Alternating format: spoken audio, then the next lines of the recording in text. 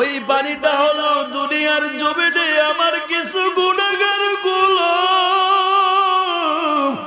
আমার কিছু পাগলের গভীর রাত্রে ঘুমায় না, আরামের বিছনাকে হারাম করি আমার মাওলার পাগল। আমি মাওলার পাগলে বান্দা আরামের লাড্ডা গায়ে থেকে পালাইয়া বান্দা ঠান্ডা পানি দিয়ে ওযু বানাইয়া আমি আল্লাহর ঘরে এসে আমি আল্লাহর কুদরতে সেজদায় পড়ে কান্না করেছি। আমি আল্লাহর দরবারে কাঁদতে কাঁদতে বান্দার চোখের গোটাগুলি লাল হয়ে গেল, বান্দার চোখের গোটাগুলি কালো হয়ে গেল রে ফেরেশতারা। ওই বান্দা জাহান্নামের ভয়ে যে কান্না করেছে, ওরে ফেরেশতারা বান্দার চোখের পানিগুলি আমি আল্লাহ ফালাই নাই। ওই বান্দার জাহান্নামের আগুনের ভয়ে যে চোখের পানি ছেড়েছে, আমি আল্লাহ ওই বান্দার চোখের পানিগুলি আমি কুদরতি হাতে জমা রেখে দিয়েছি। আজকে ওই জমানো কুদরতি পানিগুলি আমি জাহান্নামের উপরে ছিটাইয়া দিলাম। ওরে নবীর উম্মতের দল, ওই মাওলার ভয়ে যারা দুনিয়ায় কাঁদবে, আল্লাহ বলে ফালিয়াদহাকু কলিলান ওয়ালিয়াবকু কাসীরা। জাহান্নামের ভয়ে কান্না কর, বাইনাল জাহিমা হিয়াল মাওয়া ওয়া আম্মা মান খাফা মাকামা রাব্বিহি ওয়া নাহান নাফসা আনিল হাওয়া। জাহান্নামের ভয়ে কান্না করো রে যুবক। হতে পারে আজকের এই মাহফিল জীবনের শেষ বয়ান। খবর কি পাও নাই, ঢাকা চক বাজারে আগুন লেগে কত মার বুক খালি হয়ে গেল। তুমি কি পত্রিকার পাতায় দেখো নাই কত মা সন্তানের ছবি নিয়ে সাংবাদিকের সামনে কান্নার আওয়াজ। কত 9 বছরের বাচ্চা বাবার লাশের কিনারে দাঁড়া দাঁড়া কান্না করে, সিনার উপায় নাই, জলে কয়লার মতো কালো হয়ে গেল। কয়েকদিন আগে আমার কাছে মোবাইলে খবর আসলো, গত বছর চট্টগ্রাম মাহফিল করেছি ফতে আবা 12 জন যুবকের উদ্যোগে মাহফিলের আয়োজন করা হলো। 12 জন যুবক আমাকে মোহাব্বত করে দাওয়াত দিয়ে নিয়েছে। আমি বয়ান করলাম, বয়ানের পরে আমার সাথে বসে অনেকে পিকচার নিল। বয়ান শেষ করে খানা আপ্যায়ন করে খাওয়াইলো কলেজের যুবক। 12 জন যুবক কলেজে পড়ে। আমি বললাম, রে যুবক ভাই, তোমাদের মতো কত যুবক বৈশাখী মেলা পালন করে, কত যুবক বার্থডে পালন করে, 14 ফেব্রুয়ারি পালন করে, কত যুবক গায়ে হলুদের অনুষ্ঠানে নাচে, কত যুবক গান বাজনার আয়োজন করে। তোমরা কেন এগুলা বাদ দিয়া ওয়াজ মাহফিলের আয়োজন করেছো? বলে, হুজুর, জীবনে বহু অন্যায় করেছি, কলেজ জীবনে ছাত্র জীবনে অনেক অন্যায় অপরাধ করেছি, জীবনে অনেক অন্যায় করেছি। পার্কে গিয়েছি, চকবাজারে গিয়েছি, কক্সবাজারে গিয়েছি ঘোরার জন্য। ওরে আমরা একদিন নিয়ত করলাম চরমনায়ের জমিনে মাহফিল হয়। আমরা যুবকরা নিয়ত করলাম চলো চরমনায়ের জমিনে চলে যাই। ওখানে গিয়া দেখি লক্ষ লক্ষ মানুষ কান্নার আওয়াজ, কান্না করতেছে। ওখান থেকে কাটে নিয়তে তাওবা করলাম, জীবনে আর নামাজ ছাড়ব না, গুনাহ করব না। হুজুর মনে মনে সিদ্ধান্ত নিয়েছি আমরা ওয়াজ মাহফিল করাবো। হুজুর, আমরা এক সময় সিনেমা হলে যেতাম, এক সময় আমরা বার্থডে পালন করতাম, গুনার কাজ করতাম। হুজুর, এখন নিয়ত করেছি আর গুনাহ করব না। ওরে নবীর উম্মতের দল, আমি বললাম, যুবক, তোমরা যে ওয়াজ মাহফিল করতেছো, মানুষে তোমাদেরকে সহযোগিতা করে নাকি? বলে না না হুজুর, আমরা যারা সিগারেট খেতাম অনেকে গাঞ্জাও খেয়েছি হুজুর, সত্য কথা বলি। আমরা সিগারেটের টাকাগুলি, গাঞ্জা খাওয়ার টাকাগুলি আমরা নিয়ত করলাম জীবনে আর মুখে সিগারেট দিব না, দাড়িতে অস্ত্র লাগাবো না, মিথ্যা কথা বলবো না। টাকাগুলি বছরে আমরা জমাবো, জমায় একটা ওয়াজ মাহফিল করাবো। আমি বললাম আমার পরিচয় কেমন করে পাইলা? বলে হুজুর ইউটিউবে আপনার একটা বয়ান শুনেছি। আমরা ভাবছি আপনি একটা যুবক, অল্প বয়সের যুবক, আপনি যদি নবীর সুন্নতি দাঁড়িয়ে রাখতে পারেন আমরা কেন পারি না? আপনার মতো অল্প বয়সের যুবক যদি নবীর সুন্নতি পাগড়ি মাথায় দেন আমরা কেন পারি না? আপনার মতো অল্প বয়সের যুবক যদি নবীর সুন্নতি জামা গায়ে দিতে পারেন আমরা কেন পারি না? আপনি নবী 5 ওয়াক্ত নামাজ পড়েন আমরা কেন পারি না? আপনি যদি কোরআন তেলাওয়াত করেন আমরা কেন পারি না? ও হুজুর আমরা নিয়ত করেছি আর নামাজ ছাড়বো না, মিথ্যা কথা বলবো না, আর জীবনে গুনার কাজ করব না। হুজুর আমরা বয়ান শুনেছি, আপনার পিছনে বয়ান শুনবো। আমি যুবকদেরকে দোয়া করে দিলাম।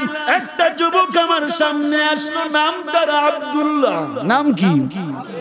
নাম তার আব্দুল্লাহ। আমার সামনে টুপিটা খুলে আমাকে বলে হুজুর একটু মাথায় হাত দিয়ে দোয়া করে দেন। টুপিটা খুলে দেখি যুবকের মাথার চুলগুলি সামনে পিছনে সমান। কলেজের ছাত্র মিয়া, চুলগুলি সুন্নত তরিকা, সামনে পিছনে কি? আর আমার আপনার চুল তো ইঁদুর বান্দরের মতো, রোনাল্ডো রিভালডোর মতো। তুমি কার আদর্শ গ্রহণ করেছো? বেঈমানেরা তো আমার নবীর সুন্নতি পাগড়ি মাথায় দেয় না। যে খেলোয়াড় রোনাল্ডোর আদর্শ অনুযায়ী তুমি চুল কেটেছো, বলো সে রোনাল্ডোকে আমার নবীর সুন্নতি টুপি জীবনে মাথায় দিয়েছে? ওই খেলোয়াড় কুলাঙ্গারগুলি কি জীবনে আমার নবীর সুন্নতি পোশাক গায়ে দিয়েছে? জীবনে মসজিদে ঢুকেছে তারা, জীবনে কোরআন তেলাওয়াত করেছে। এই বেঈমানেরা আমার নবীর সুন্নতকে জবাই করে জীবনের সুন্নতকে তারা পালন করে না, অথচ তুমি সেই নবীর উম্মত হয়ে বেঈমানের আদর্শ গ্রহণ করো। তুমি কিসের উম্মত? কে বলেছে তোমার জন্য নবী কিয়ামতের দিন সুপারিশ করবে? আল্লাহ আমাদেরকে হেদায়েত দান করেন বলি আমিন। আর দিল খুলে বলেন আমিন। একটা কলেজের ছাত্র যদি মুখে দাড়ি রাখে, 5 ওয়াক্ত নামাজ পড়ে, কোরআন তেলাওয়াত করে, বুঝতে হবে এই ছেলেটা অবশ্যই তার ভিতরে আল্লাহর ভয় আছে। আমরা হুজুররা তো দাড়ি রাখি, এটা আমাদের নিয়মে, ঠিক কিনা বলেন? হুজুররা যদি দাড়ি না থাকে, পাঞ্জাবি না গায়ে দেয়, আপনারা নামাজ পড়বেন? মাদ্রাসার ছাত্র বাদে কলেজ ইউনিভার্সিটির ছাত্র যখন মুখে দাড়ি দেখি, মাথার চুলগুলি সুন্নত অনুযায়ী দেখি, নামাজ পড়ে, কোরআন তেলাওয়াত করে, দিলটা পেটে তাদের জন্য দোয়া আসে, ও আল্লাহ এই যুবকটাকে তুমি খালেদ বিন ওয়ালিদের মতো কবুল করে নাও। ওই যুবকগুলি দেখলে আমার দিল ঠান্ডা হয়, কলিজা ঠান্ডা হয়, কলিজার থেকে দিল থেকে দোয়া আসে ওই যুবকগুলোর জন্য। আল্লাহর কসম, আমি গুনাহগারের বয়ানে বহু যুবক বিনা দাড়িওয়ালা হয়েছে, নামাজ পড়তে না, এখন নামাজ পড়ে মাদ্রাসায় এসে অফিসে শুক্রবারে বসে থাকে দোয়া করার জন্য। চট্টগ্রাম থেকে চলে আসে, হুজুর একটু দোয়ার জন্য আসছে, আপনার পিছনে আজকে নামাজ পড়ব। আপনার বয়ান শুনে আল্লাহর অন্তরে দিল হেদায়েতের নূর করে দিয়েছে, এখন দাড়ি রাখি, টুপি মাথায় দিই, 5 ওয়াক্ত নামাজ পড়ি। হুজুর কোরআন শিক্ষা করার জন্য মসজিদের ইমামের কাছে আলাদা একটা সময় বাহির করে কোরআন অধ্যয়ন করতে আছে না নাই? আছে না নাই? তুমি কেন পারো না? তোমার ক্লাসের ছাত্র কাকি ক্লাসে পড়ে, কলেজে পড়ে, সে যদি দাড়ি রাখতে পারে, তুমি কেন পারো না? একই ক্লাসের ছাত্র সে যদি নবীর সুন্নতি জামা গায়ে দেয়, তুমি কেন পারো না? তোমার একই ক্লাসের ছাত্র সে যদি কোরআন তেলাওয়াত করে, তুমি কেন পারো না? সমস্যা কোথায়? ব্যবসা করে কত যুবক নামাজি আছে না নাই? কৃষি কাজ করে আছে না নাই? এ কথা কর। ড্রাইভারি করে নামাজের সময় নামাজ পড়ে আছে না নাই? তুমি পারো না কেন ভাই? কি হলো তোমার? কি মরণের ভয় নাই দিলে? কি অহংকারী বাপ? যেতে হবে খালি হাতে, যেতে হবে খালি হাতে, যেতে হবে খালি হাতে, সঙ্গে কিছুই যাবে না। 3.5 হাত জায়গা পাবি, পাবি না রে বিছানা।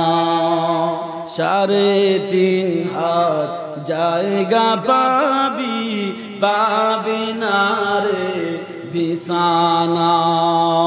ভাই বেরাদার যারাই ছিল,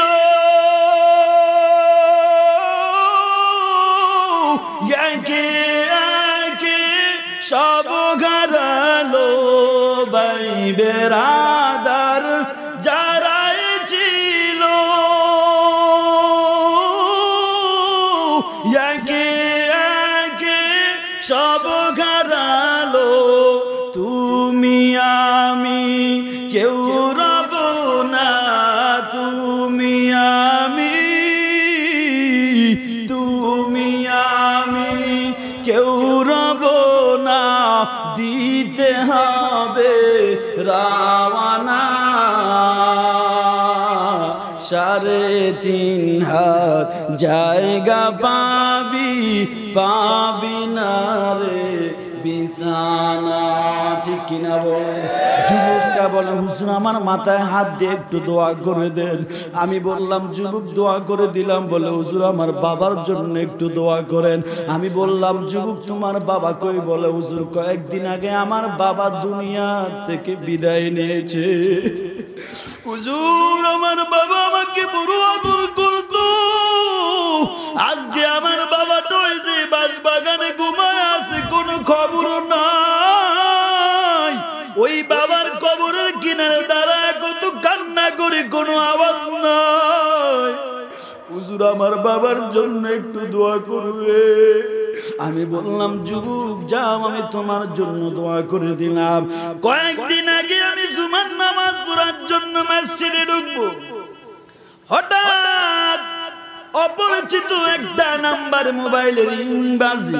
আমি মোবাইলটা রিসিভ করে কানে দিলাম। হঠাৎ করে একজন যুবকের কান্নার আওয়াজ। সালাম দিয়া কয়ে হুজুর আমি আপনার একজন ভক্ত, চট্টগ্রাম ফতেহাবাদ থেকে বলছি।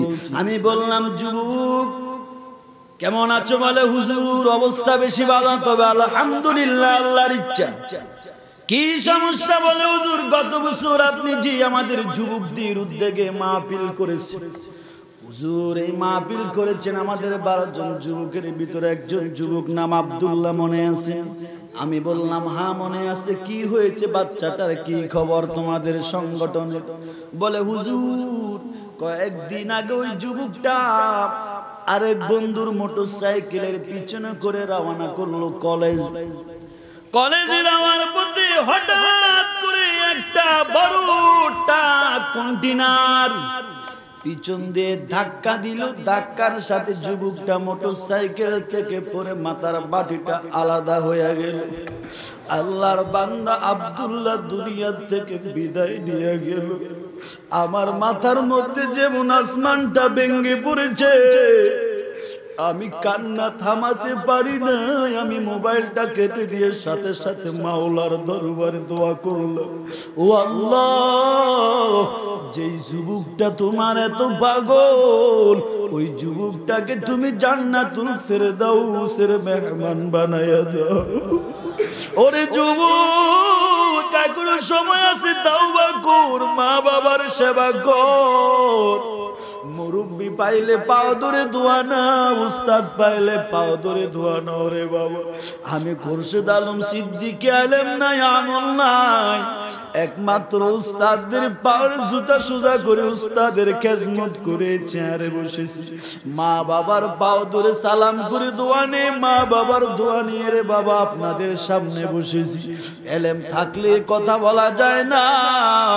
ওরে বাবা দুনিয়াটা কিছুই না রে বাবা, মুরব্বির সাথে বেয়াদবি করবা না। আল্লাহ ওয়ালার দরবারে যাও, 5 ওয়াক্ত নামাজ পড়ো, নবীর সুন্নতি দাঁড়ি রাখো, মিথ্যা কথা বলবা না। না, অন্যের হক জুলুম করবা না, মসজিদ মাদ্রাসার উন্নয়নের কাজে সহযোগিতা করবা। কারণ মসজিদ মাদ্রাসা যতদিন থাকবে দেশে মানুষ আল্লাহওয়ালা হবে, এই দেশের মানুষ কোরআন বুঝবে, মসজিদের বয়ানে মানুষ হেদায়েতের নূর পাবে। ঠিক কিনা বলেন? এই যে আপনাদের এখানে একটা মাদ্রাসা, নুরানি মাদ্রাসা, কয়েকদিন আগে আমি গেলাম নারায়ণপুর, ওই যে